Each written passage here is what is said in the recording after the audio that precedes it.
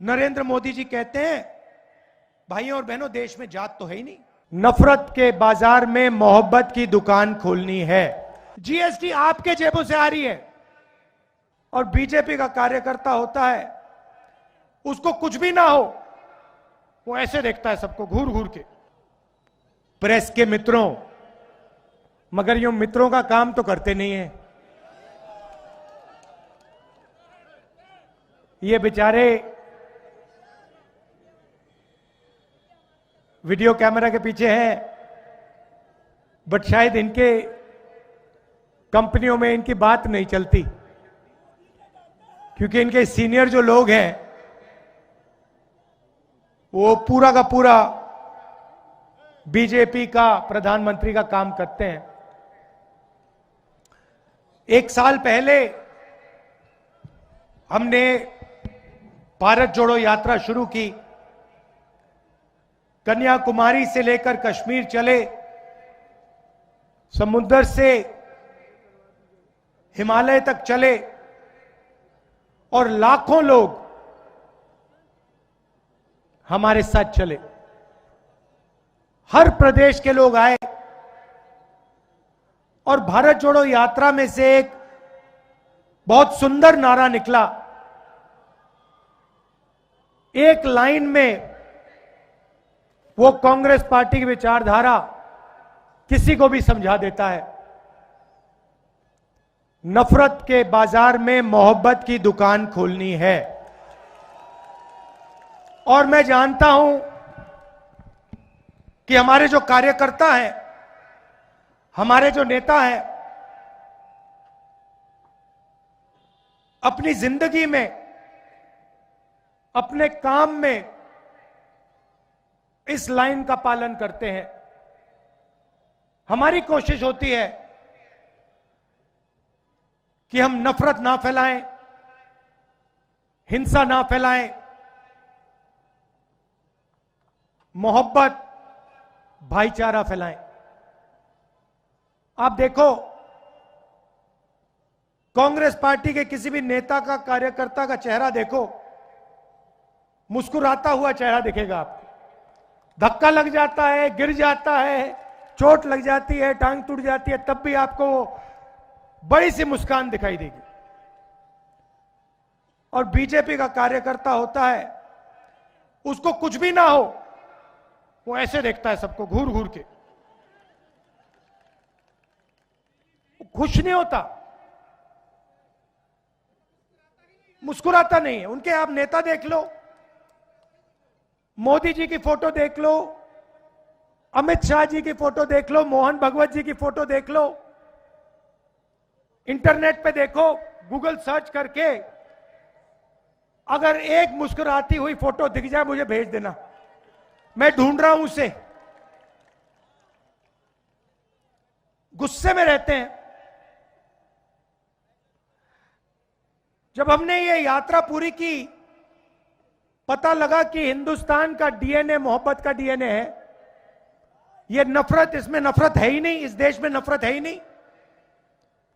तो एक सवाल उठा,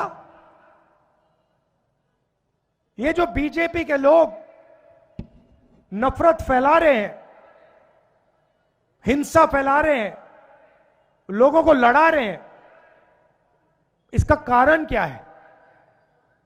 ये हो क्यों रहा है? और लाखों लोगों से मैंने सवाल पूछा,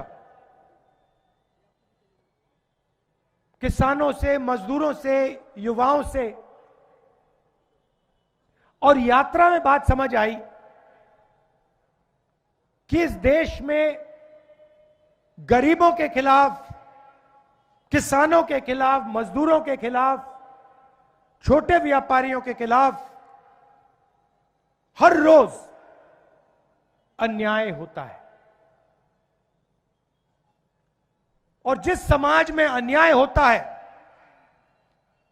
उस समाज में नफरत होगी, हिंसा होगी।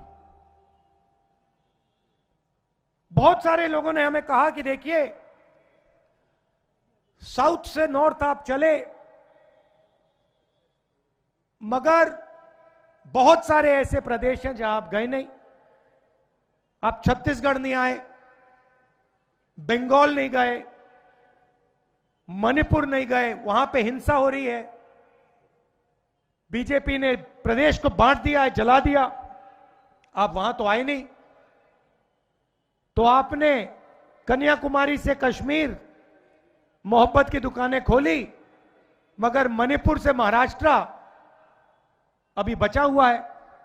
छत्तीसगढ़ के लोग आए, पिछली यात्रा में आपने कहा मुझे कि भैया छत्तीसगढ़ में भी यात्रा कीजिए, तो हमने दूसरी भारत जोड़ो यात्रा शुरू की, मणिपुर से शुरू की, क्योंकि मणिपुर को बीजेपी ने जला दिया, सिविल वॉर चल रही है वहां पे। आप में से कोई चाहे मणिपुर जाना चाहे, देखना चाहे, नहीं जा सकता, आग लगी हुई है, आज तक प्रधानमंत्री नहीं गए। तो मणिपुर से यात्रा शुरू हुई, नॉर्थ ईस्ट में से निकली, बंगाल गई, उड़ीसा, झारखंड, बिहार, अब छत्तीसगढ़। और पिछले कुछ दिनों से हम छत्तीसगढ़ से निकल रहे हैं, आदिवासी इलाके से निकल रहे हैं। रोज हम आपकी बात सुनते हैं, 6-7 घंटे। आज सुबह हमने किसानों से बात की, कल आदिवासियों से बात की, यहां पे जो अदानी जी आपकी जमीन छीन रहे हैं, जिनकी जमीन ली जा रही है, उनसे बातचीत की। जो आपके दिल में डर है, कठिनाइयां हैं, वो हम सुनने आए।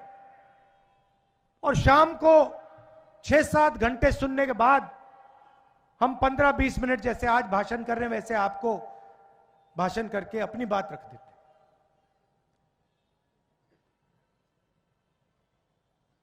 तो 2 तरीके के अन्याय हो रहे हैं, 5 अन्याय हैं, मगर 2 सबसे बड़े अन्याय हैं।